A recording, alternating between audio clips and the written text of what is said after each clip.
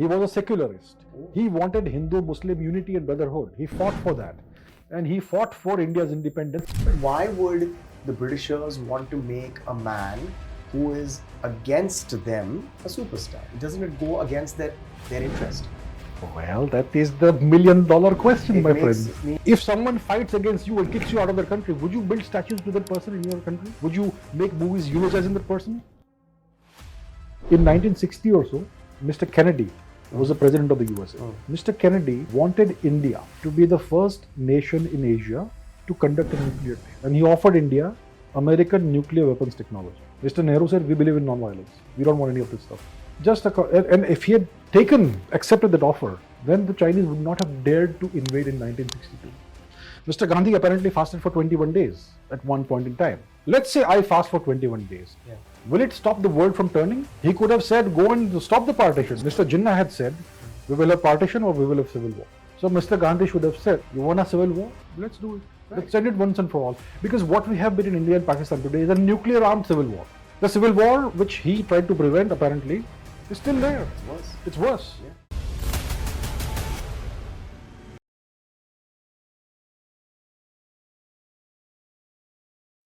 I want to kind of get back to the fact of us getting invaded hundreds of times. And I know that's hundreds is not what happened, but many times. Yes. many क्योंकि हम times. सोने की चिड़िया थी. Yeah.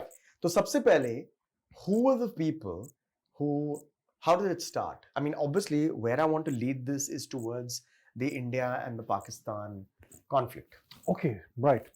I'm going to get into the quintessential elephant of every room when you talk about geopolitics is India and Pakistan. Okay. Slowly becoming India and China now. Mhm. But let's start from what created this whole hatred Mhm. amongst the military and the politicians, I would say. Maybe some people, but the point is that how did it all start? Why did it? I mean, do we have to go back to a different time of being occupied? What is the real answer? You mean the hatred between India and Pakistan? Mhm. Look, it's always about history. To understand why you have a conflict, you have to go back in time and see the roots of the conflict. Please do. Yeah. So the roots of the conflict are the Turkic occupation of India. Mhm. The Turks, they brought in a foreign religion, तो obviously. जब लोग Mughal invasion कहते हैं, वो actually Mughal नहीं है, वो Turk है. वो Turks है, लेकिन उनको मुगल कहते हैं, which sounds like Mongol, हाँ. but it's actually Turkic. Oh, I see. Yeah. So it's a See, different, totally different hear thing. that, huh? Yeah. They were not Mongols, they were Turks. Right. From Central Asia, from Western Central Asia, you know, Uzbekistan, ji. Fergana province, Andijan, the city from where Babur came. Okay. It's not really very far, considering the larger scheme of things. So you have these Turks who came and they invaded in multiple waves. It took them a couple of centuries to kind of establish themselves in northern India. And eventually during the time of the Aurangzeb, people like Aurangzeb, etc., they took over large parts of India. I see. So what they did was they had this profound hatred and contempt for Indian culture. They tried their best to smash it out of existence, right? And lots of people were forced to either convert or die. And we know that. I mean, that's not a controversial issue at all. Okay. So that's what happened. So that's why we have a significant Muslim population in India. They are our people, our brothers and sisters. My But- closest friend is not a Hindu. So what? Yeah. We are all And it's- Indians.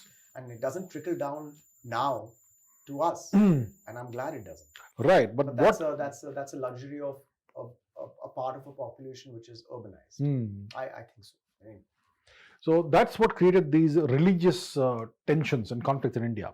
That you have a population that eventually begins to identify with a foreign religion, and some of them have this great hatred for the native culture of India. I see. And then certain politicians take advantage of that Right. and Right. take that into a different momentum. So Mr. Jinnah. So if you look at Mr. Jinnah and Mr. Gandhi, they both come from the same part of India, Saurashtra, Gujarat. So Mr. Jinnah was a आप lawyer. Gujarat से ही हो? हम भी गुजरात से हैं. So Mr. Jinnah was initially an Indian nationalist. I see. He was a secularist. Oh. He wanted Hindu-Muslim unity and brotherhood. He fought for that. And he fought for India's independence in his own way as a lawyer. But he was not as charismatic as Mr. Gandhi was, and so on. So eventually what happens is that Mr. Gandhi, which year, 1915 or somewhere there, the audience can look it up, which exact year it was, Mr. Gandhi comes to India and he overnight becomes the biggest star in the Congress party. How? Because I just want to kind of give an analogy. In today's world of social media, where one can relatively easier than before promote and PR themselves. Very valid point. Today, if I want to turn around and say I had a conversation with the great Abhijit, I will take several photographs of it and put it, and lakhs of people will know that it happened. And it's very difficult. But that time, there's no social media, there is hardly any press, there's no television. How does an individual who lives in a different country, which is a different continent altogether, come to India? Please, that's where, how does he rise? Excellent, very incisive question. Mr. Gandhi spent over 2 decades in South Africa, which is like half a world away from India, Yes. right? Even today. And then he comes back to India in 1915 and overnight becomes this overnight superstar in the Congress party. How does it happen overnight? How?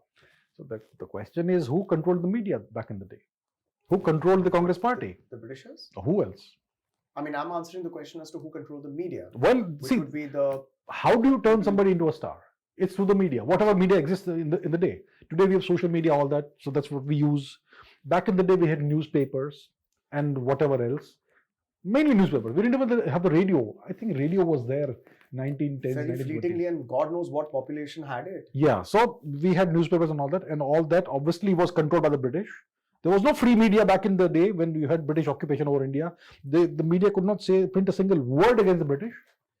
And somehow Mr. Gandhi becomes this overnight superstar because of the media. But why would the Britishers want to make a man who is against them, according to the history books that I've read, a superstar? Doesn't it go against their interest? Well, that is the $1 million question, my friends. It makes me have a billion questions in my mind all of a sudden, and every cell is getting intrigued. So please, indulge. Have the British ever made a documentary that is critical of Mr. Gandhi? Have you seen the 1981 movie or whichever year it was, Gandhi by Richard Attenborough? No, there is a statue of Mr. Mahatma Gandhi in the heart of London. Yes, I mean, tell me, if someone fights against you and kicks you out of their country, would you build statues to that person in your country? Would you make movies eulogizing that person? Not necessarily. Doesn't make any sense. That wouldn't be the first go-to. Yeah. So why is my question? Let me just reiterate that question very clearly to you. Why would the British make a hero out of a man who is the biggest nail in their coffin? Was he really a nail in their coffin? Okay, let's see it this way. Mr. Gandhi advocated non-violence. He said, we will fight, we will get independence through non-violence. Imagine in 1915, Mr. Gandhi himself decides not to advocate non-violence, but since he is so popular, he says, he puts this out in the media. Tomorrow morning, all Indians should come out of their houses, find at least one British person and kill that person, because they're foreign occupiers. Your job is done when you kill one British person and then go home. And it is a righteous, just cause, because these people are occupying our land and killing our people. So go out there, find one British person, then go home, your job is done. If he gives out that call, by the time evening comes the next day, there will be no British person alive in India, and India will be free. But Mr. Gandhi did not do that. He advocated non-violence. Mr. Gandhi also asked people to do non-cooperation with the British. We know that. The non-cooperation. But did he ever instruct the police force or the armed forces of India? But did he have the power to do it? He was the all-powerful Mr. Gandhi. But the army and the police belonged to the British. Well, he could have, since he was such a high stature person, everybody worshipped him as a Mahatma. Did the military and the police? Every Indian, they were all Indians. They were all Indians, the police and the military as well. Just one word, and they would obey him. I mean, that's what the textbooks teach us. Yes. That's what the movies teach us. Yeah. The movies teach us that he was the greatest spiritual leader. One word and people would do whatever he said. He said, don't fight, let them beat you up, and that's what people did. So let's say he instructs the police, but why didn't he ever tell the police not to cooperate with the British? Or just to say, don't beat up innocent women, children, and Indians. Stop taking orders. Just that much. Stop taking orders. Don't kill the British. Stop taking their orders. Stop obeying their orders. Cooperation movement. Yeah. Why didn't he tell the? Why didn't he extend that to the police and the military? It would have immediately ended British rule in India. He did not do that. So why didn't he do that? So I'll tell you what. The Congress Party was a creature of the British. It was a creation of the British. It was founded by Alan Hume. Excuse me, could you say that again? There was a guy, a British bureaucrat. No. The Congress was. Can you say that again? The Indian National Congress was founded in the late 19th century by Alan Hume. And it was a creation of the British. And all the Congress Party leaders, except for one, were all English educated Anglophiles. The one exception was Mr. Patel. Who we'll speak about very in detail later. So everybody, you could have rank and file people from all across India, but the leaders were always British educated, English speaking, Anglophilic people. So what it essentially was. You're blowing my mind right now. So what the Indian National Congress essentially was a creation of the British, and the objective was to take the Indian independence movement in a non-threatening direction, a non-violent direction. So did they do it to hold power, to control the script of? Yes. So yes, you have an independence movement. Look, the Congress party is fighting for independence, but they're doing it in a certain way, and that allows us to rule India as long as we need to rule, while also saying that yes, you have a legitimate independence movement, and we are actually respecting your independence leaders. So doesn't it make us look great as a British? Fair. Yeah. But so you create artificial leaders. Yes. You create an artificial independence struggle. You delegitimize the actual independence struggle, which is the violent one, which happened in 1857. Yes. You delegitimize that. You kill off all the kings who actually fought the British, put puppets in their place. You create a fake independence struggle. Jallianwala Bagh. Yeah.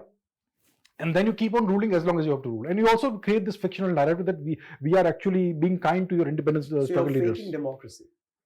That's kind of what still continues in certain parts of the world, I would say. Yeah, absolutely. So that's how you stage manage this entire narrative. I'm enamored by what you're saying and a little taken back. It's very controversial. It's also, logical, right? though, I would say.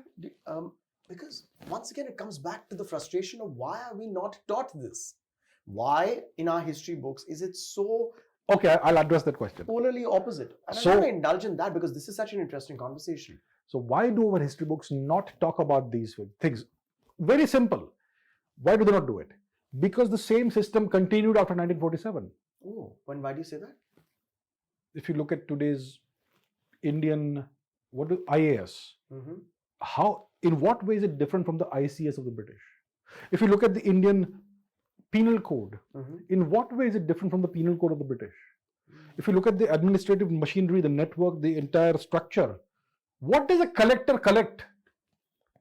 What does a collector collect? The collector, the magistrate level job that we have in the Indian Administrative Services, was once a tax collection authority, an extractor of resources for the British. Yes. So they're given the name collector. In the UK, it's called a district magistrate. In India, it is still called a collector. We haven't even changed the names. The same system still exists. The same education system still exists. The parliamentary system that we have is a poor copy of the system that evolved over 1,000 years on a small island in Western Europe, the UK. Everything is just a copy. So the question we have never decolonized. Why? So, and then you had certain politicians who came to power after 47 who wanted their thing to continue. So they appointed all these historians, court historians, okay, to write good things about them and about the British and about the Mughals. That these Mughals came and enriched our culture, and they were such great, wonderful people. And the British gave us railways. They gave us the English language to speak in. They gave us the judiciary, the courts. Without this, we were a bunch of primitives, barbarians. Which we were not. We were not. Yeah. The infrastructure of occupation was the railways. Infrastructure of extraction.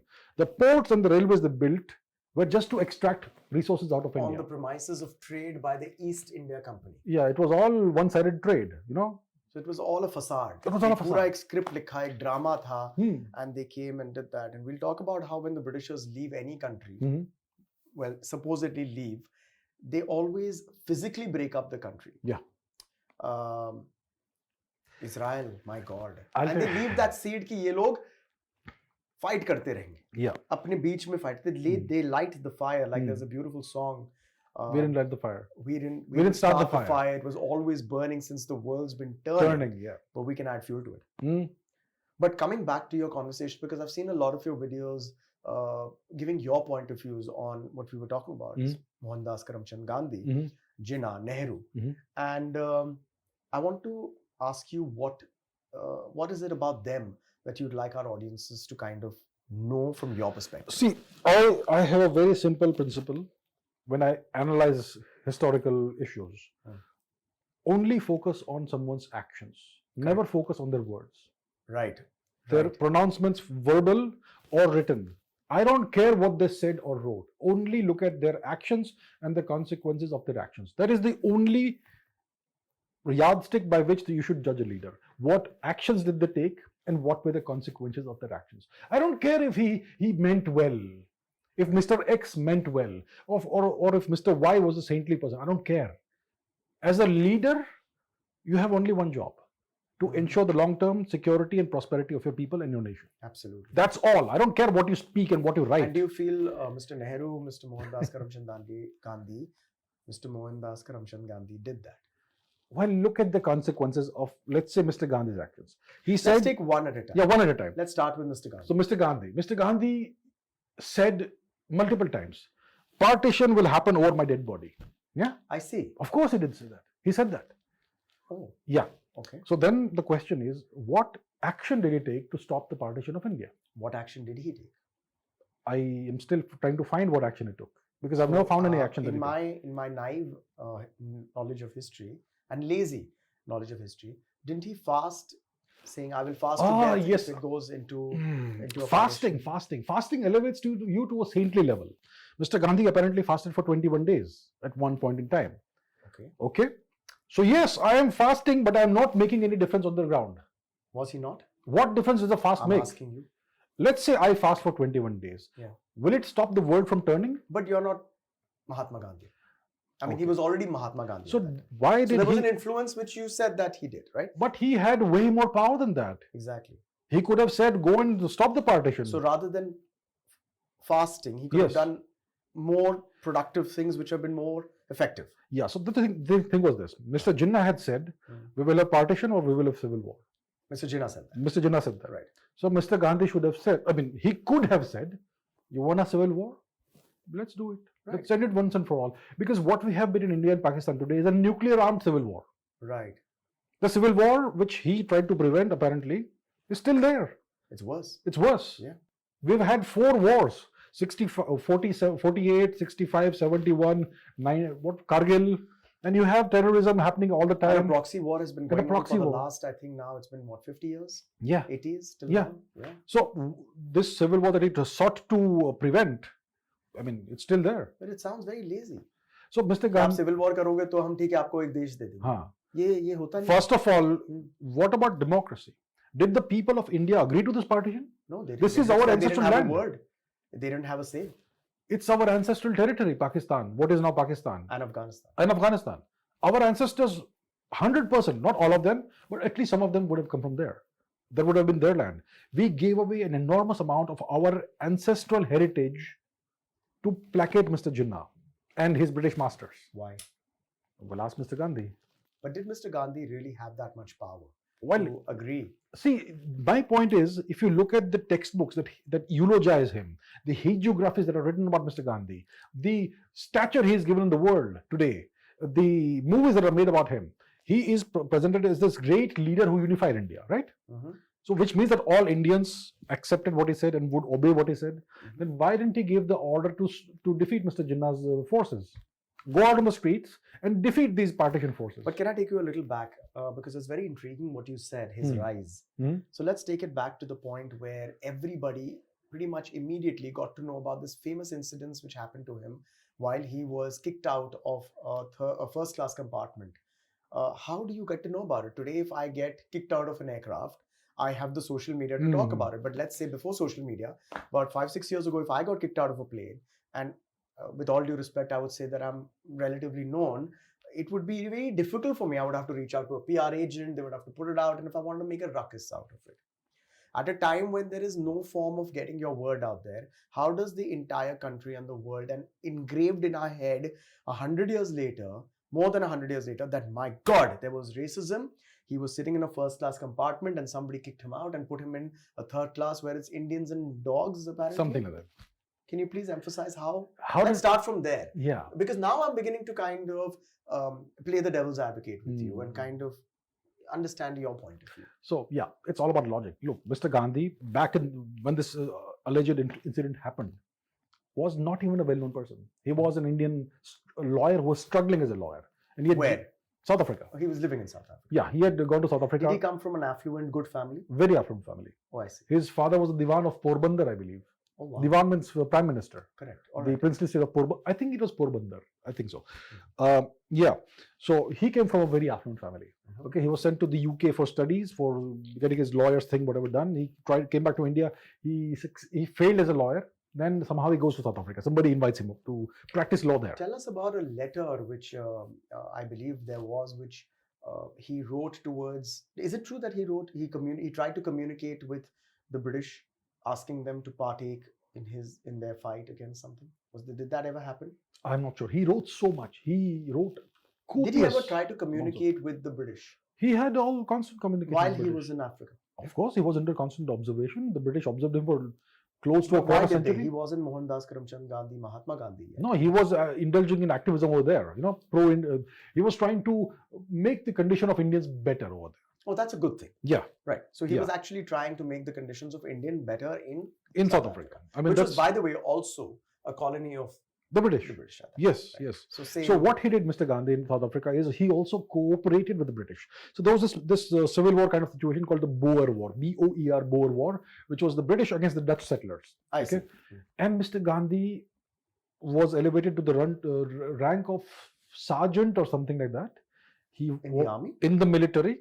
He was not allowed to fight with. The peaceful Mahatma Gandhi He had, arms. he had a military rank. He drove ambulances.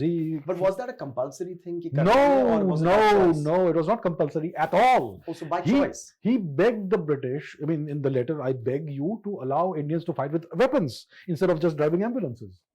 That's what he wrote. I mean, it's on public record. There is this very interesting book called The South African Gandhi Mhm. by Wahed and Desai. Okay. Very interesting book. It's about the life of Mr. Gandhi in South Africa and the things that he wrote. It's all on the public in the public domain. It is. It is. Anybody can go and access Anybody it can right go now. and access that. Mr. Gandhi's life, whatever he wrote about, is all accessible to the public. All of it. Okay. His entire written works are available for free Right. online. So in this letter, he reached out. And he practically begged the British government over there to allow Indians to fight with weapons. You have allowed us to drive ambulances and be the ambulance corps, but please allow us to fight with weapons too. And when the First World War happened, he went out to various places trying to recruit Indians to fight for the British. Mhm. So he was not Oh. anti-violence back then, but once he reaches India in 1915, he becomes completely non-violent. Okay, fair enough. Let's give that benefit of the doubt. Okay, maybe people change, people evolve. And let's also Yes. give the benefit of the doubt of the fact that he is trying to uplift the standard and positioning of Indians. from Only being- Indians, not blacks. Okay. Not blacks. Yeah. He fair. was very clear about this. He wrote explicitly Oh, he did. that Indians are a superior race to the blacks, but we are not as superior as the But do you whites. think he felt that he was representing the Indian as an Indian and he could not represent? Perhaps. Perhaps. Perhaps. I'm just trying to find a Of course, middle ground, of right? course, Which of I know course. that you're all about. Yeah. You're all about finding the middle ground. So maybe he did The not. narrative that I'm trying to kind of create here Hmm. is a balanced conversation which comes across in your conversations also, which I'm trying to get out with you here. Hmm. So that's what I'm trying to get at. Nothing else. So maybe. So your argument is perfectly valid. That maybe he did not want to fight multiple fights at the same time. Mhm. Let me just Or fight maybe for the as you Indians. grow, your perspective changes. That also is there. We have all evolved over time. Yes. Yeah. You are aggressive at one point in life. As you grow older and you're more mature and educated, you kind of feel that you want to be a little more passive. You want to give peace a chance. In general, maybe that's a strategy which works better. Maybe. Okay, so he then leaves South Africa. So about that incident that you spoke about, the getting thrown out of the train. Yes, let's go there. What evidence do we have of it? None. Not that I know of. Not that I Is it know of documented? either. Is it there somewhere? Is it? But it was in every movie. It's in every movie, It's in but every book. It's engraved in a lot of. What's the primary source of this evidence? Was there a news report from that time? Do we have one? I have not seen any. I've tried to find news reports from that time. You But haven't been able. I haven't been able to find anything. So I don't know how this story started, but I don't know if there is any truth to it. Okay? I see. Yeah, getting thrown So off the street. So are you suggesting that it could be a PR stunt, a propaganda? It is something that is not impossible. It could be possible. It could be possibly So a PR. say this happened or didn't happen, Hmm. and then after that, what happens? So after that, Mr. he serves the Indian community. Let's say he acquires this big farm in South Africa. Right. It was called Tolstoy Farm, Okay. and he was the head of the family. I mean, lots of Indians were there. It was a communal kind of system, kind of form of communism, you could say, communal thing, and he was the head of the family. And yeah, interesting stories out there, but we'll not go there. Okay. Okay. There was this best Maybe friend of one his. interesting story. Okay, one interesting story. There was this Dutch bodybuilder or German bodybuilder, Herman Kallenbach or something his name was. He was apparently Mr. Gandhi's best friend. Okay. Okay. Okay. That's all I would say about Oh this. my God. Okay. Oh wow. All right. Okay. Okay. I mean, apparently the Indian government tried to buy up all the letters that they wrote each other, so that it doesn't come out in the public. Wow. All right. But again, That's a personal thing. I don't care about that. yeah, actually. of course. Everybody is entitled to their own Absolutely, beliefs and their absolutely, own. But we're not putting blames on it. But as you had said, there is no proof to the incidents which happened in the train, and also there is not much evidence of special friendship also. So everything is hearsay. The special And- friendship may have a little more evidence than would than the Peter Marisburg incident, the train incident. Apparently, it does. Yes. So. All right. Moving on. So then, all right. So he has a farm. He buys his land. No, he has didn't. a I don't know village. how he acquired the land. It was a big farm. Okay. And how does one acquire a big farmland in a foreign So he country? eventually became an ambulance driver. That was before he. I don't know whether the farm comes first or the ambulance comes first. Most likely, the ambulance thing comes first. You know what, guys? जब मैं अपने दोस्तों के साथ chill मार रहा हूँ, गपशप कर रहा हूँ, इंटरेस्टिंग कॉन्वर्सेशंस हो रही हैं, जैसे कि अभी हो रही हैं, और एक क्रेविंग आ जाती है कुछ टेस्टी, कुछ डिलिशियस, कुछ फन खाने का. I always choose an option that goes very well with my tea or with my coffee. That's why I choose Americano coconut cookies. Delicious, fun, crunchy. And now, back to our conversation. Here goes. So he proved his worth to the British, that he was a very responsible person. He could mobilize Indians and get them to work for the British on the side of the British in this military conflict against the Dutch, that sort of thing. They gave him I think the rank was Sergeant Major. And there's a picture of Mr. Gandhi. Sergeant Major Gandhi. Yeah, Sergeant Major Gandhi, absolutely. And there's a picture of Mr. Gandhi in uniform with his fellow, military people. Okay. Yeah, it's a Then good that photograph. happens. Yeah. Let's fast forward a little bit. So then, yeah, he becomes this major figure in South Africa, probably the tallest Indian in South Africa, who's fighting for the upliftment of the overall status of Indians in South Africa under the Good cause. British regime. Good Yeah, cause. good cause. And then at some point in time, I think 1915 or so, he decides that he's going to go back to India. Correct. After over 2 decades. And he comes to India and he's this And celebrity. the official reason for that known is that India needs. Maybe India needs Mr. Gandhi now. Fair. Because India can't produce a single leader of any. But here again, we're shooting in the dark. So let's not presume. Yeah. So then he comes to India, 1915-ish. Yeah, 15-ish, yeah. Then what happens? Then he becomes this overnight superstar in the Congress party, and everyone comes and wants to see him, and is this tremendous adulation. And then he goes on. So initially he wears these tailored suits and whatnot. Okay, Right. He's a very Anglophilic person, Right. and he notices that people don't really respond well to that.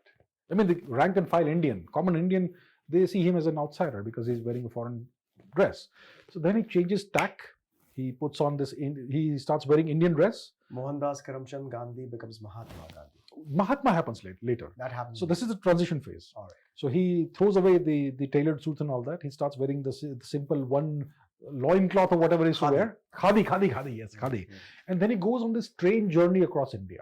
I see. So he will travel by train, third class, I see. but the entire compartment will be for himself. And there'll be another entire third class compartment for his retinue, all his assistants and all that. Okay. So he travels third class, but one compartment to him and one compartment for all his staff. That's brilliant. Okay, but third class, please remember. And then he goes all across India and he re-establishes connections with India.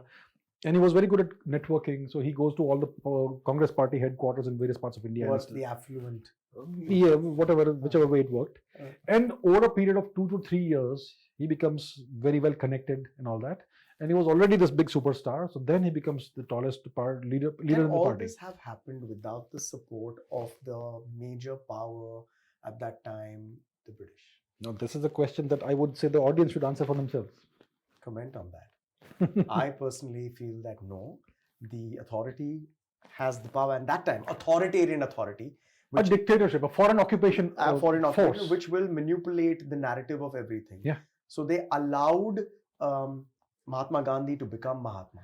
And They saw it happening, and where history tells us that they just looked the other way and said, "Chalo inhe karne do." And at the same time, other freedom fighters would be sent to the Kalapani, Andamans. Yes, yes. Okay. Oh yes. Oh yes. Oh yes, yes. So yes. why the kid gloves treatment for Mr. Gandhi, since he Why? was such a big threat?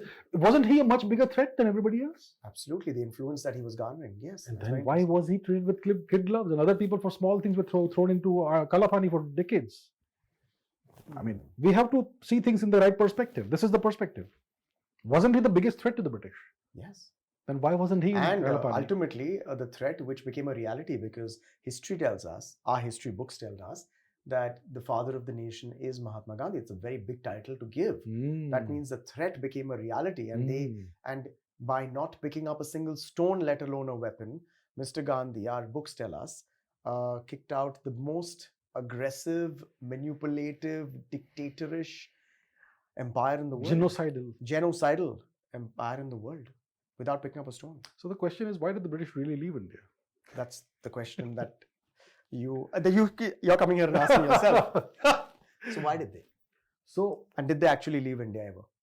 So yeah, good question. So 1945, World War II ends with the nuclear tests on Hiroshima and Nagasaki, on the population there. Okay, Nuclear tests. Right. that's what it was. Yeah. So, so that's when World War II ends. Now, what happens at the end of World War II is that there's a new dominant power in the world, the United States. They have suffered nothing. Absolutely. Okay, the territory is completely intact. Their industry is booming because of the war. Absolutely. And all the other powers in Europe, the Western Europe powers, they're all indebted, in deep debt to the Americans. So what happens is that the British Empire, the entire structure exists, but the capital, the center of power gets transferred from London to Washington. The collapse of an empire? No, the continuation of the empire. From a new the leadership. collapse of the British. No, it never collapsed. It still exists. But it's governed from Washington today. Same language, same people. The puppets, the puppet holders. Whatever you want to call them. So listen, in history, this sort of thing has happened in the past. There was what we call the Roman Empire. Yes. And that collapses about 300, 400 AD. Yeah. It never collapses. The power, center of power is transferred. Shifts from Rome to Byzantium. Which is? Constantinople, Istanbul.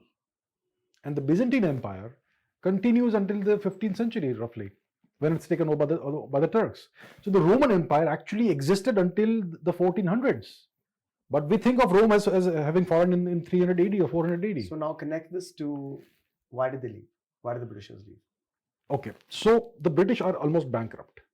They World War II has happened. Yes, they have suffered terribly in the war. War has ended. Yeah, Right. War has ended. Their economy is in a shambles. Yeah. They are no longer economically capable of remote controlling a subcontinent-sized nation half the world away. All right. And the Americans have now taken over power, and they are the dominant force. So the British, whatever power they had, is almost non-existent now. And now, by this time, by 1945, when the war ends, they have sucked everything they can imagine out of India. India is almost bankrupt. India is almost disastrously destroyed. In 1947, what was the life expectancy in India? 35, 40? 31 or something. Okay. When the British first came into India, India's GDP was 1/3 of the entire world's GDP. Wow. 47, it is less than 2%. They've taken everything they can imaginably take out of India. So now leave. Was the GDP 1/3 even when the Britishers came, or had the so-called Mughal and all already taken? So yeah, that's a great question. So around 1,000 years ago, when the Turkic invasions are beginning, India's GDP was about 1/3 of the world's GDP. And that's when it started degrading. It's slowly, the decline is slow under the when Turks. the Britishers came in, how much was it? I mean, if you were 1/3. It was drastic. After the British... we were still rich. Yeah. In 1700 whatever, India's GDP was still ahead of China, and it was still about 1/3 or 1/4 of the world's GDP. तो जिन्होंने हमें invade किया और हमें लूटा, उनके लूटने के बाद भी हमारे पास इतना था कि the Britishers found it कि it's valuable to come and invade, और वहां पर भी मतलब पूरा निकाल कर 2-3% हमारा बच गया. So the Mughals, they also extracted wealth out of India, but they were not that great at stealing. like the British were. Okay. The British are the, like, par excellence, the best of the best in terms of stealing, theft, thievery, plunder. Best thieves in the world. Best thieves in the world. The greatest ever, the British. Hmm. No offense. None. Yeah. Of course, none taken, I'm sure. So that's the thing. So the British, once they establish their foothold in India, they start sucking resources out of India. India's GDP starts plummeting drastically, and Britain's GDP starts growing rapidly. I see. You can Did see they this. only do this with India or all the colonies that they had? Everything. But But India was the richest. by far the richest. Oh my. India's GDP was greater than the whole of Africa put together. Africa is way larger than India. Of course. And they had Mali, which was like rich in gold and all that. But So still, they started sucking out and Hmm. putting into their broken down economy because of the war or whatever. that is in the 1800s. Hmm. By 1947, everything that we could suck out was sucked out of India. Hmm. And Britain had also been devastated by the war. So then they no longer have the power, the capability, or the will to keep governing this subcontinent-sized piece of territory so far away. So they partition it and get out. Okay. And they partition it so that they can have an ally or a vassal, which means a puppet state called Pakistan, which they have created, Hmm. which will assist them in their oil, etc. affairs in the Middle East, which is close by and all that. And they also wanted to prevent Russia from getting a warm water port in the Arabian Sea. Right. And they thought that if India is left on its own, undivided, then they may become an ally of Russia. And then Russia will gain from this. And also, didn't they bet on the fact that India would again break down into princely states and all that? No, They had bet on that, right? That it's going to defragmentize. yeah, they kind of created the conditions for that to happen. But Right. Mr. Patel ensured that it doesn't happen. Correct. But that Yeah. was the intent of just Yeah, they breaking would have- up everything. Divide and rule, of Yeah, course. yeah, absolutely, yeah. Synonymous with the... So fragmented India would have been great actually for them. But yeah, that's not how it turned out, thanks to Mr. Patel. So we were at Gandhi and we moved on to this. And, Mr. Nehru as well. I wanted to go to him next. Okay. Chacha Nehru, Chacha ji. the favorite of children. The great, apparently. magnificent Mr. Nehru. Right.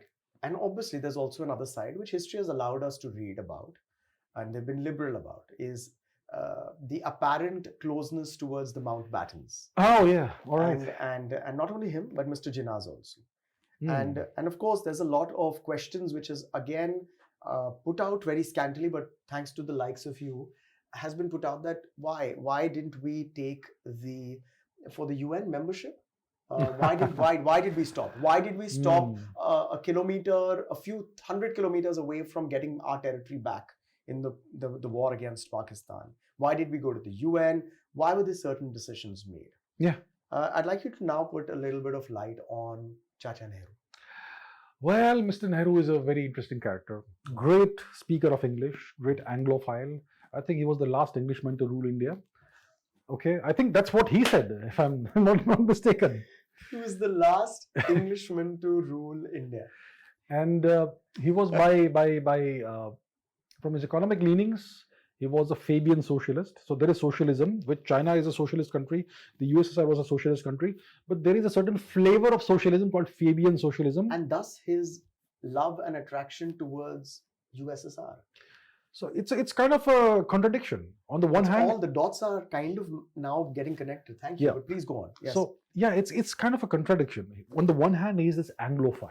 Yes. He loves England. Western philosophy of Yes, West. yes. Yeah. He would have planes sent to Paris or wherever to get cigars and true? stuff for him. Is that true? I mean, that's what I hear. I hear about the laundry going. Yeah, laundry and Paris. stuff. Yes, yes.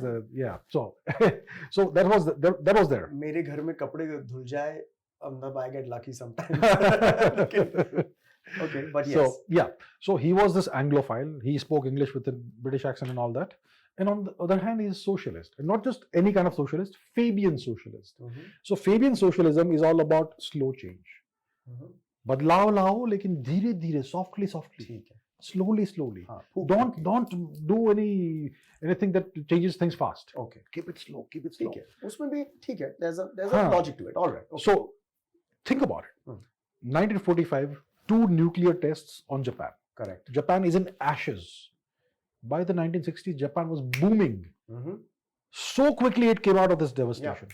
1947, India was way ahead of Japan. Mhm. Infrastructure, all that. We had apparently become independent. We were extremely poor. Imagine if you had development policies in India, how quickly we would have risen. The lower you fall, the faster you rise until you reach middle ground. Then your rise will be slower. See Japan, how quickly it rose. But Abhijit, were there any obvious bad decisions, or was it Okay. a benefit of hindsight that we have? क्योंकि उस time में ये सब हो रहा है, आप इतने बड़े देश को एक साथ रख रहे हो, आपका एक हिस्सा, आपका एक हाथ चला गया है पाकिस्तान में, यहाँ पर ईस्ट पाकिस्तान भी है. We are trying to grapple with so many things, right? So is it fair? I'll tell you why. Yeah, is that a valid question? Very valid question. Very valid question. Is it fair to Is it fair to judge him on the basis of today in the benefit of hindsight, or let's look at the moment that the yeah, person sure. was So in? first of all, history is unforgiving. The value of a leader is what results he produces. That's the only. At that point, under those circumstances. Yeah. Okay. So let's understand the circumstances. Yes. I'm just forwarding what you're saying. Yes. So let's understand the circumstances. We have an army, an armed force, an air force, and a navy. Okay, we had that. Our armed forces had fought all across Europe and in the East. Yes. And defeated everybody. In the World War. In the World War. Yeah. Second World War. Yeah. We had Asia's most powerful navy. हाँ? अरे भाई क्या बात कर रहे हैं? अरे क्या? कैसे बना? इसमें ब्रिटिश हमारे पैसे से ब्रिटिश ने बनाया. हाँ, और उन्होंने ट्रेन किया. सब कुछ. तो मतलब ये क्रेडिट हम थोड़ा सा उन्हें दे सकते हैं. नहीं, हमारा पैसे से हुआ. हमारे लोग थे उसमें.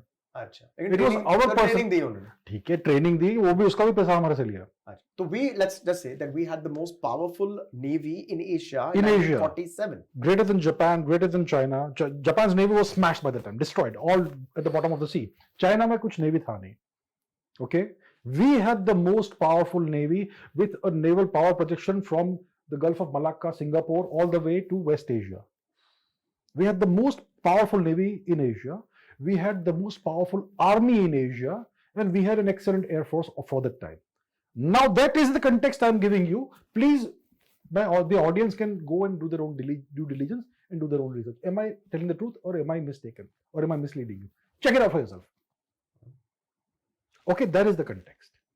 Right. Now, do you expect a leader to not use that leverage to get what you need for your country? Blatantly no. So why didn't he? What was his philosophy? Why? Let me hear your perspective on that. So his philosophy economically was Fabian socialism. I want slow change, very slow change. You know, the British and the Westerners call it the Hindu rate of growth. Economy growing at 2%, 3%, 4%, not even 4, 2, 3, 3.5% per year. They call it the Hindu rate of growth disparagingly. It was actually the Nehruvian rate of growth, because Mr. Nehru suppressed the economy. He collectivized everything. He socialized everything. He put so much license raj and bureaucratic red tape on everything that nothing could work.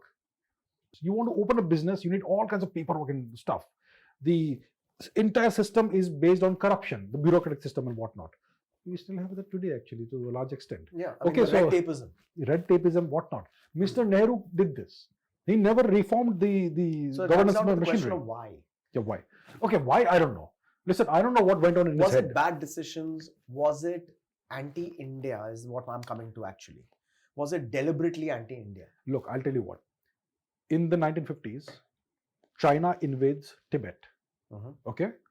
Now, do you know why they won the war against Tibet? Why? Tibet is so far from China, actually. You know where And it's massive, huh? It's massive, huge. लोगों को पता नहीं है कि Tibet is basically little less than 1/3 the size of what China is today. Am I right in saying that? बहुत बड़ा है. बहुत बड़ा है. India का तो 75% तो होगा. Size? Large. I don't know exactly कितना percentage है, but huge. Tibet is huge. बड़ा है. And it's so high altitude, you can't even breathe there. A normal person from sea level like Mumbai or Shanghai or whatever can't breathe there. Very hard to breathe there. So the Chinese invade Tibet, and they eventually succeed. Do you know why they succeeded? No. Because India supplied them with rice. Supplied the Chinese. The Chinese invaders, the troops. But why? We have to ask Mr. Nehru for that, but he's not around. But weren't we anyways in loggerheads with No, China? by that at the time Nehru was like, oh, one world. Nehru wanted to abolish the armed forces. He didn't want an army. He did not want an army. The best army in Asia, he wanted to abolish that. This is all documented. It is all documented. You can go and check this out. Yeah, actually. yeah. So the Chinese invade Tibet, and they would have failed. They were starving. They were so far away from China, and the supply lines were like stretched to nothingness. So they needed India to give them rice to invade and conquer Tibet. And once they occupy Tibet, they start a border dispute with India. So once Why did they? the Chinese are expansionists. Today also they're expansionists. It is the nature of power. There is no morality or right or wrong in this. Power abhors a vacuum. There was a vacuum of power in Tibet. The government was kind of weak, dharmic, non-violent government, so it doesn't work. And in northern India, there was no power. So what they do is once they take Tibet, they construct a road through Aksai Chin, our territory. Yes. And for 3 years, our government apparently doesn't know about this. And then when it is raised in parliament, Mr. Nehru says, what is the problem? Not a blade of grass grows there. So just give out our territory. जाने दो ना उसमें क्या है? Nothing grows there. 1963-ish. So somebody said in parliament itself, so parliamentarian, that I am bald, not a blade of hair grows there. Should I give it away? Mr. Nehru also gave away large parts of other territory. For example, Manipur's Kabo Valley, which belonged to the Kingdom of Manipur. To the Chinese again? No, to Burma. To Burma? To Burma. To Burma? Burma. Give it away. बाप की जागीर है, ले लो. Coco Islands. Okay, north of the Andamans, which is part of the Andaman archipelago, he gave it to Burma. Then the Sultan of Oman, okay, he offered the port of Gwadar to India for free. मुझे पैसा नहीं चाहिए, please take the port. क्यों? Good relations. And it was too far for him to administer govern, so let it go to India that way. Did he feel that he was getting some diplomatic leeway out of this, that he could then get reciprocated with a favor Look, for the country? I don't know what was going on in his mind. Okay, I'm sure there are explanations that historians have given and all that. This is what he intended, that is what he intended, this is what he said. I don't care what anyone says. So I don't know what he was thinking. I am not interested in what he was thinking. I only look at actions and consequences. So the Sultan of Oman offers the port of Gwadar to India for free. India has Asia's most powerful navy and most powerful military. Wow. Mr. Nehru says, no, it's too far for us. It is in Balochistan. So jane do usko. We don't need that. Then it was eventually sold to Pakistan for a few $1 million. Then today, you have a Chinese presence in the port of Gwadar. Yes. That should have been Indian. It was given to India. When Jinnah invades Balochistan, India does nothing. And Balochistan is gone today. Balochistan was independent, by the way. So these are just some small examples. Very small examples. Okay, United Nations. Yes. Yes. What was that? So in 1945, when the Second World War, the European Tribal War, it's about to end, the US says that we are creating this new institution called the United Nations. And any nation that declares war against the Axis powers, Germany, Japan, whoever, will automatically become a founding member of the UN. So suddenly every nation suddenly declares war on these people. Right. Okay? So 1945, the UN comes into existence. And there is, and the victorious powers in the Second World War, which is the US and its minions, Allies. and the USSR, they become permanent members of the UN Security Council. Right. So at that time, they wanted to give a seat to India. The question was will it be India, will it be the Chinese Communist Party, China, or will it be the Republic of Taiwan, okay, which is the Kuomintang, Chiang Kai-shek and all that. So the USA and the USSR wanted this to come to India, one of the permanent members of the Security Council, to get some kind of balance. Right. Because the USA is a powerful nation, then you have France, the UK, which are their subject nations. Absolutely. Then you have the USSR. Proxy states. Then you have the USSR. So let's have one more nation, which is kind of like neutral or kind of not so powerful. So it should be a large nation. So either India or China. So they, in 1950, okay, an offer was made to India. Mr. Nehru said not at the expense of China. An offer was made. Offer. Like on the table. Yes. There were 3 offers made. Right. Mr. Pranab Mukherjee has also written about this in his book. Right. That? The last book that he wrote. There were 3 offers. At least 3 offers that we know of. Okay. Let's say one prominent offer. No, there are at least 3 offers. There are 3 offers. So a legit offer of becoming a permanent member of the UN Council. UN Security Council. Permanent member. Veto wielding member. Veto. 1950. For those who don't know, the power of that is immense. Immense. So 1950, 1955, and one more, I think 53 or so. And both the USA and the USSR wanted this to happen. Right. And Mr. Nehru kept on insisting not at the cost of China, which means that China should become a member first, then we will think of ourselves. Obviously, the question is why? No, I don't know why. I don't know. I don't have the answers. as to why. I don't know what went on in his And mind. today, when we're trying to become a permanent member, it's the Chinese who are opposing us all the time. Of course, they are leveraging their veto and their position as a permanent member to the fullest in counterbalancing India and in harming this India's happens in the interests. 50s, and around the 60s, they attack us. In 1960 or so, Mr. Kennedy was the president of the USA. Mr. Kennedy wanted India to be the first nation in Asia to conduct a nuclear test. He wanted that. Yes. And he offered India American nuclear weapons technology. Are you kidding? I'm not kidding. Okay. Dead serious. Mr. Nehru said, we believe in non-violence. We don't want any of this stuff. And and if he had accepted that offer, then the Chinese would not have dared to invade in 1962 because we would have had nuclear weapons technology. Absolutely. And the backing of the United States of America as an ally. Of course, the US is a dangerous ally to have. Yeah, of course. Okay. Yeah. It's but at that time, I don't think people knew how dangerous. Yeah, maybe You're growing a snake in your background, kind of. So this offer was made. India refused. Then the Chinese become the first nation to conduct a nuclear test in Asia. We did one in 1974, and then we forgot about it for 20 years, 24 years, 25 years. So we just put the technology on a shelf and forgot about it after 74. है ना ये merchandise very cool? ये सब आपका हो सकता है. All you have to do is comment और हमें बताइए कि आज का एपिसोड आपको कैसा लगा. Top 5 comments को मौका मिलेगा to get all this cool merchandise absolutely free. That's right. All you have to do is comment and let us know fast. So do like, subscribe and hit the bell icon and watch the Vishal Hour. So we had the chance to be Asia's first nuclear power in 1960 or 61 before the Chinese tried to invade India. Okay. So that also was rejected. I could go on and on about this, about the wonderful things that Mr. Nehru did, the great, magnificent Mr. Nehru. So again, it seems like my history books have given me one side of the story about a lot of things, about history in general, about Mahatma Gandhi, about Mr. Nehru, and of course, Mr. Jinnah, as you told me, was a pure secularist. He was a purist. He did not want the Muslim League.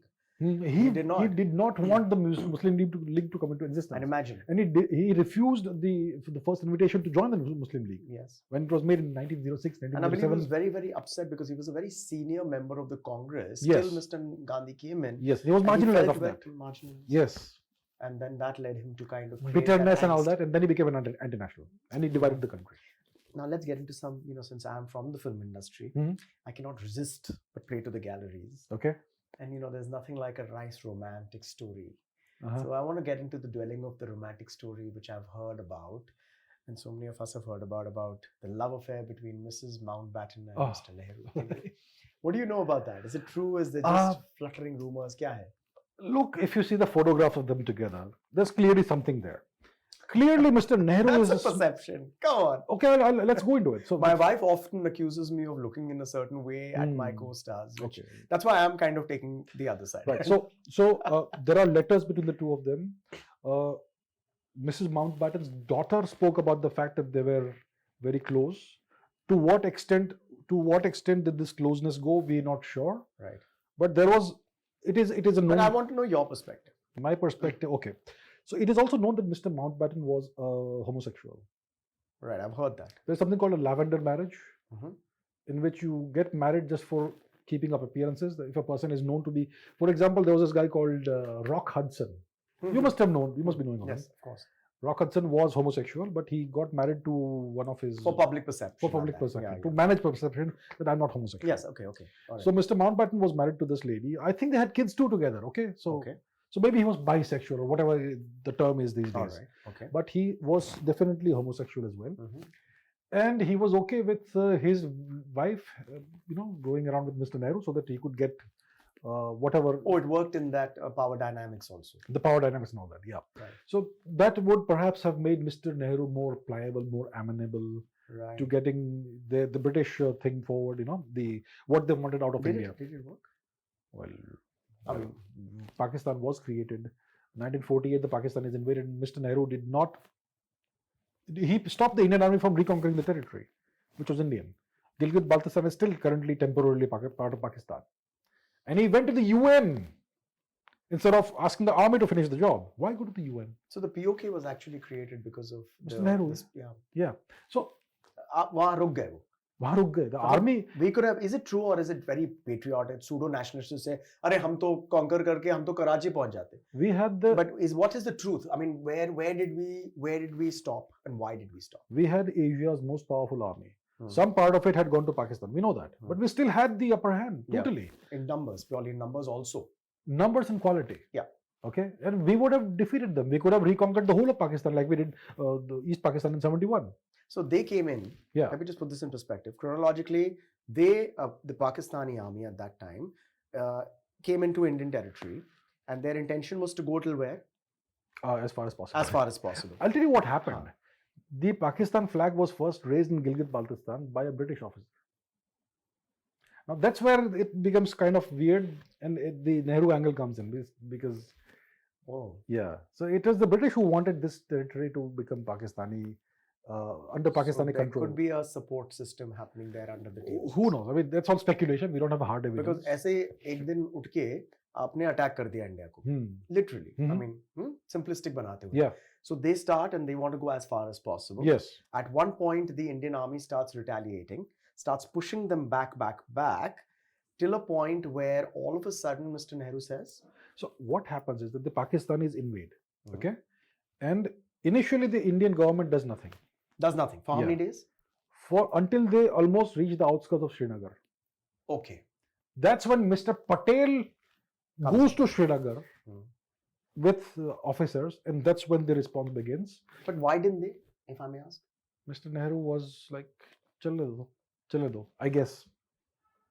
See, तो मतलब वहां the Prime Minister. That same theory कि वहां पर एक झाड़ भी नहीं उगता है तो क्या प्रॉब्लम है? कश्मीर में तो नहीं, वो कश्मीर में तो बहुत झाड़ उगते हैं. Exactly. हाँ. It's one of the most fertile lands in our world. Yeah.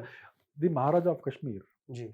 He signed the instrument of accession and sent it to Mr. Nehru. Mr. Nehru rejected that. Not just once, but at least twice. And the letter states that we would like to be a part of your country. Signed. And you reject that. It was, I think he said it for a third time, and that's when Mr. Mountbatten accepted. Once again, fact check. Yeah, absolutely. Please fact check everything. Absolutely. This is all documented. This is all available to research. Yes. And believe what you may. So he rejects that. Yeah. Secondly, there's an invasion happens. The Khan of Kalat in Balochistan had also signed the accession letter, and Mr. Nehru rejected that. So we would have had Balochistan, of course, Middle Pakistan, and then us. There you have it. So anyway, Mr. I need Patel, to take a breather and a break to kind of digest this overwhelming faux pas of history. Yeah. So Mr. Patel saved Kashmir. He saved Srinagar. So he reaches Srinagar, and then what happens? And then the Indian army starts pushing back, and they start driving the Pakistanis back. All right. But at a certain point in time, Mr. Nehru again stops it, and he goes to the UN. That okay, we have taken back enough from my perspective. Now let us go to the UN and put the United Nations to its first good use. That it will now negotiate and find a resolution to this dispute peacefully through diplomacy instead of doing war. See, we will set an example for the world how great we are. Validation. And validation. And see, it's still there, the conflict. Nothing has changed. So coming back to the love story of Mrs. Mountbatten, there's a whole gossip about the fact that how Mr. and Mrs. Lord Mountbatten were colleagues and co-students in the academy which trains you to be an MI6 agent or MI whatever it was, the intelligence. And they were planted as a married couple into India, and she was an actual honey bait. Wow. Honey trap. Okay, she certainly was a honey trap, but I did not know that she had. This is a theory which I've kind of heard also. Okay. And how that really worked, and it was not only indulgent towards apparently Mr. Nehru, but also Mr. Jinnah. So it was like there was like a whole happy family going out there. Oh, how nice! So that's not something that you've ever. I was not aware of this particular angle. Wow! I tell the bap of historians a little bit of an anecdote in a very Bollywood gossipy way. But it would make for a lovely script if anybody has the guts to kind of actually make it, because it has so many undertones on it. Oh, it'll be a hit. It will be a massive hit. Oh, certainly. In today's day and age, yeah, it would be it would be a massive hit. I want to quickly move on to what's happening in the world, right? I'm a scared father. Mhm. Are you a scared father? I'm a concerned father. Yeah, I would say I'm scared now. Mhm. Now, tell me why you're concerned. The world, the way it's going, I don't know how long we'll have peace. See, we have one power. The world is a unipolar place right now. We only have one superpower, which I would say controls at least 60% of the world in some way or the other. Okay? The United States? United States. Yeah, Who okay. else? And then you have an aspiring power, China, Yeah. which is no match for the Yet. US. Yet. No way. But even though they have a bigger army, bigger navy, sorry, the world's So biggest. look at Taiwan. Taiwan is right next to China. Why so doesn't China make a move on Taiwan if But it's so people- strong? people say it's just a question of time. कि Yeah. ये होगा ही. ठीक है. अब We'll कब see. होगा देखेंगे. We'll लेकिन- see about that. अच्छा, we'll see. Okay. We'll see about that. So the US is the only superpower. What is the definition of superpower? So my definition is that a nation that can intervene militarily anywhere on the globe at, let's say, 60 minutes notice. I see. Hmm. ये हो सकता है. The US can send a missile anywhere it wants. 1 घंटे के अंदर. 1 घंटे के अंदर. Pakka. Okay. That's a superpower for me. All right. And they can not just send a missile there. Within 24 to 48 hours, they can actually physically take control of the place. Have boots on the ground. Have boats on the ground or boats in the region. Right. Ships. Well said. Okay? Correct. No other country can do that. So the US is the only superpower, but it's a declining power. Not militarily or economically. Its hard power isn't declining, but internally it is getting fragmented. The idea of America, the idea of United States of America is The disintegrating. brand value is dropping. बिल्कुल. The one value they believed in was American exceptionalism. Do you see that anywhere in their society today? Not at all. So very fragmented. Yeah. very- So because of that, I would say that the US, the quality, the demographic quality is dropping. People are now embracing mediocrity. They are fighting amongst each other. There is no sense of patriotism, nationhood. People refuse to stand for the US national anthem. So things are looking bad from the US from this perspective. Militarily, they're still the number one power. Economically, they still have the reserve currency. Overall, they are still the number one top dog, and nobody can challenge them from the hard power perspective. But looking at this demographic problem, in 20, 30, 50 years, who knows where we will be. So that is one. Secondly, we have China, which is a huge problem in Asia. Now, I have nothing against China. India and China have coexisted for, how old is China? 3,000 years old? Let's say 3,500 years old. Okay, just to be nice to them. China is a civilization that's 3,500 years old. We have always coexisted peacefully. Why? We never had a shared border. But Mr. Nehru gave away the shared border to China by giving away Tibet on a plate. So now we have a shared border. And if you look at China, When you say shared border, what are you trying to say? I'm talking about the disputed border in the Himalayas. Right. China was never there. Mm. China has never had a presence there Mm. until the 1950s. And Siachen and all, what is all of that about? Siachen is a tri-junction. Right. Chinese occupied Tibet, Mhm. Pakistan occupied Kashmir, and India. Tri-junction. Very big. Yeah. point of- So yeah, the But Siachen I region. mean, I don't want to distract you with that. Okay. Yeah. So China is an emerging superpower. It's not an emergency. They are aspiring to be a superpower. They aspire to replace and displace the US as the only power in the world Right. by the 2050s. Possible? Will it happen? No, won't happen. You know, Impossible. you're one of the people who's so confident about it, but Yeah. you're becoming a rarer breed, Okay. if I may say so. I'll tell you why. Because- Yeah, please do. So China has a massive demographic problem. I'll tell you, Chinese society is unique. You go to China, you meet a person there, guy, girl, whoever. That person has no siblings. That person has no uncle, no aunt, no nephew, no niece, no cousins, nothing. Why? One child? One child policy. Oh, yeah, it's because of that, right? Yeah. They have So a depleting every- population and an elder population. So every child is regarded as a precious commodity by its parents, which means that they don't want those children to go into any kind of risky situation like go Correct. They will not put armed them into a war or a forces, conflict. armed forces and all that. Okay, so the kids, the Chinese soldiers who go out, especially trying to face India, I mean, they don't want to die because they're the only thing left in the family. They die, their entire lineage dies. Okay, that's one thing. Secondly, because of the one-child policy and the decades, multiple decades during which it was enforced, Today, the Chinese population, the total fertility rate, TFR, has dropped to 1.2 or 1.1. So, on average, each Chinese woman has 1.2 or 1.1 children. मतलब one child, rounded off to the lowest. Yeah, closest but to statistically 1.1 के आसपास है. ठीक है. To have a population that is self-sustaining, you need a TFR of 2.1. Wow. Okay? India is at 2.0 right now. But we are still okay thus far. Right. Very poor countries have very high TFRs. You will Correct. go to Nigeria or Chad or whatever, they have 6 or 7 TFR. I'm guessing, okay? Higher than, much higher than 2.1. Definitely above 4. Right. Definitely. Afghanistan would have about 3, 4, whatever. China, it's 1.1. And the average median age in China today is about 38. All right. So you go to the streets of China, the average person you will meet will be 38 years old. By 2050, it's going to be in the 50s. Oh. By 2100, because of these factors, the dropping TFR and the aging population, by 2100, China's population is right now 1.4 billion. Mm-hmm. It will be less than 700 million by 2100. 700 million. Less than half of what it is today. And the average... Can't they do anything to revive it? Nothing! They can't. क्या करेंगे? Achha. They put guns on people and say have sex? But aren't they doing that? Aren't they kind of turning around and giving incentives to create more children? Yeah, they have ended the one-child policy. Huh. They are giving incentives to have more kids. Too little, too late. They've gone way beyond the point of no return. So by 2100, the average age will be in the 60s. And wow, that's an amazing perspective. And the population will be less than half of what it is. Yeah, okay.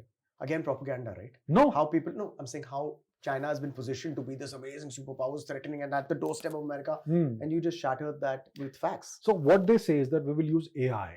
We will use all these technologies to still maintain our technical and overall hard power superiority. Possible? No. You need human interaction. You need the human. Otherwise, what is the planet Earth about? So that is why I am not confident about China ever surpassing the US, either economically or militarily or through hard power or whatever. Okay. So then, I started this conversation, this point by saying I'm a scared father. Mm-hmm. You said you're a concerned father. Mm-hmm. Now my fear is coming slightly lower. Mm-hmm. But then there's also everything that's happening in Israel, Palestine. Yeah.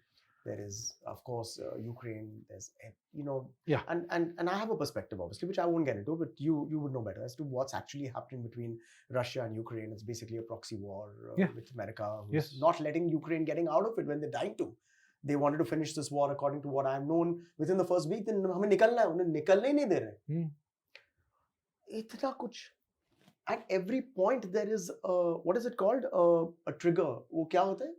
Conflict zones that can burst out any moment. Oh yes, yeah. The world has all these hidden conflict zones. Is it the scariest? Today is the world in the scariest position it has ever been in the history of our planet. Possibly because of the nuclear dimension.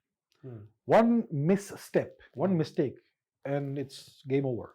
So essentially, the big two powers, from the nuclear perspective, are Russia and the US. Still. Russia has the world's biggest nuclear arsenal. Yeah. The US comes a close second, and then you have the other powers. So these two nations are the top dogs, and there's a conflict, a proxy war going on between them in Eastern Europe, which is Ukraine. Okay. You also have a proxy war between them in Syria. You also have various regions where there are low intensity, below the radar, below the threshold proxy conflicts going on, which could be, which is the Sahel region of Africa, Northern Africa. You have the entirety of the Middle East actually, where there is all these things happening, the Houthis and the Syrian region. You have the frozen conflict in Gaza. You have various nations that are trying to emerge out of the American shadow. You have Taiwan, you have Japan, you have the India-Pakistan thing that's always there. So there are major flashpoints all across the world. Is the word flashpoints, yeah. You have all these potential flashpoints where something could erupt. And when this erupts, it looks like it's come out of nowhere. It never comes out of nowhere. मतलब ऐसे ही हो सकता है, like spark, and it can just blow. All the material is there, but the sparks have not been lit yet. But do you think there are mechanisms in place, multiple mechanisms in place to say यार कोई Kim Jong या Trump या Biden या जो भी कोई पागल होकर ego से एक button नहीं दबा दे? Look, I don't think Kim Jong is crazy. He isn't? He is not crazy. He's a very rational person. But he cultivates a crazy look, slightly crazy. It works in his... It works, yeah. It works. I think that overall you have sane leaders and incompetent leaders. The West has been trying to portray Mr. Putin as an evil, crazy person. He's a very rational person. Hasn't Putin always said that I don't fear presidents because they are here only for 4 or 8 years? Yeah, I'm here for, right? But yeah, please, of course. Yeah. So, but there are these hidden flashpoints, like we were discussing, and whenever a spark ignites something, it's typically set deliberately. I see. So it never happens randomly. I see. But sometimes that deliberation leads to control which is no longer with you. That's the problem. So there is something called the fog of war. Right. Once it starts, you can't really control in what direction it goes. You may be able to control the bigger external parameters, but sometimes in the middle of the conflict, things may happen which you cannot control. And to just be a conspiracy theorist, coming back to our previous conversation about AI and taking over, there is fear that AI, in the hope of doing well for humanity, might turn around and take power where the power is taken away from the humans actually controlling it. A far-fetched thought, but unfortunately we live in a world where we have to deal with so many trigger points. So today technology has reached the level where you have so many areas of concern. AI is obviously a very legitimate, very valid area of concern. Imagine hypothetically that AI becomes conscious and it starts making its own choices, and it still wants to do what's good for us. So it takes power from us because you are all killing each other. But eventually it may end up thinking that, these humans are anyway worthless. Let us save the planet from the humans. Like one of my favorite films was The Terminator. Oh yeah. This is exactly what happened. Yeah. The robots versus this thing. And I know that we share a common film which we both love. If I'm wrong, please excuse me, but it's called Cloud Atlas. Good movie. Yeah. Good book as well. Yeah. The book wasn't that good, but the movie was good. Yeah. I believe that you like that book. Yeah. That movie. The movie. Yeah. And I've seen the movie. Of course, it got weird critical things. I found it all over the place, but it was kind of an experimental kind of thing. And I enjoyed it. But there's a character of Tom Hanks, which is in the film. Okay. And for some reason, there's a conflict in it because it's futuristic with Halle Berry, and there's some, I can't put my finger on it, but there's a similarity between you and Tom Hanks' character. Really? Yeah. You must revisit it. Okay. From my perspective, I'd love to know what you think about that. I don't quite remember the various characters. It's been such a long time since I watched it. Yeah, it was in 2014, but one of those films which came and went. Yeah. But the premise was very interesting. But what are you watching nowadays? Are you watching any? Are you a movie buff? I love movies. Hindi, English. What? I even these days I don't watch Hindi movies so much. But why? हमारे पेट पे क्यों लात मार रहे हो? नहीं. If there's quality, I'll watch it. I love recommend movies. a film of mine called Tu Hai Mera Sunday. Tu Hai Mera Sunday. Netflix. Please watch it. Okay. I think you'd like it. Slice of life. Everything doesn't have to be serious because I know that Abhijit has a non-serious side of. By the way, I want to kind of break this myth. By the way, I approach Abhijit as a fan and as a viewer. So even my conversation today has been as a viewer to him. By the way, I love the whole mystery around JFK's assassination. Love is a wrong word. I'm very intrigued by it. Intriguing, for sure. Who was it? I'm pretty convinced that it was actually the CIA in cahoots. This guy was getting a little big for his boots. Yeah. Illuminati is something that I have another whole podcast to talk to you about. But when JFK came to India with the gorgeous and the glamorous Jacqueline Kennedy, I believe our very flirtatious and gentlemanlike, handsome Prime Minister of that time, Mr. Pandit Jawaharlal Nehru, was being a little flirtatious. So how do you think JFK reacted to that? I think JFK would be kind of accustomed to people hitting on his wife because she was a very good-looking lady.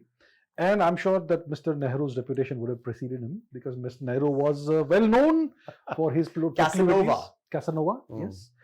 So, and I'm sure that there were boundaries that were drawn. So, so I don't think Mr. Kennedy would have been very angry or whatever. He would have expected this to happen. मतलब इतना बुरा नहीं कि geopolitical or relationships में फर्क पड़ गया. नहीं. How did you flirt with my wife? I am going to stop supplying you with these things. Whatever things. नहीं. ऐसे नहीं हुआ है. I don't think it was that sort of thing. We have some photographs of Mr. Nehru being himself with the lady, but I don't think it. But with all, I mean, but with all fairness, John F. Kennedy ji bhi काफी. Yeah, of course. काफी बदमाश थे. Oh yeah, for sure. Marilyn Monroe and all, वो तो. Yeah, for sure. My frustration is when the history books give us one side of the story. What is your frustration? My frustration is when Indians hero worship the British. The British did this for us. They did everything to us. They civilized us. they gave us the English language, they gave us the judicial system, they gave us railways. They did everything for us. Without the British, we would be nothing.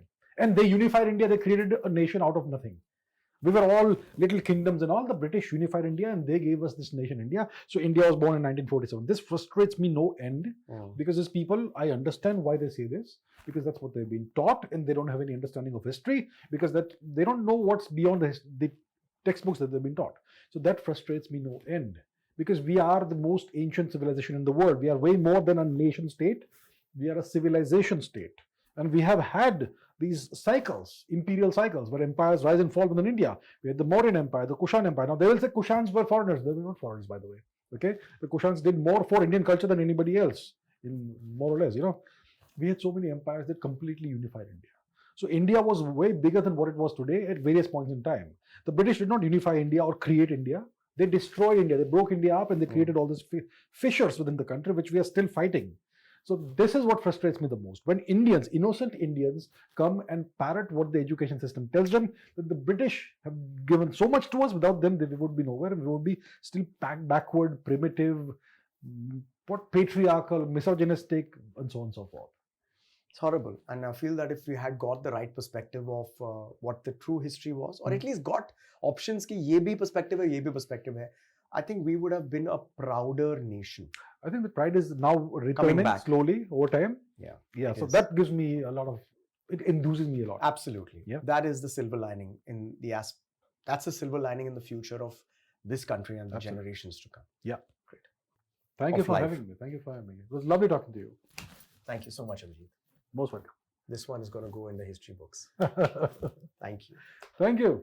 Entertainment, masti, mazak and lots of gaming, great conversations. Agar aapko ye sab chahiye, then what are you waiting for? Subscribe now to the Vishal Hour and don't forget to hit the bell icon.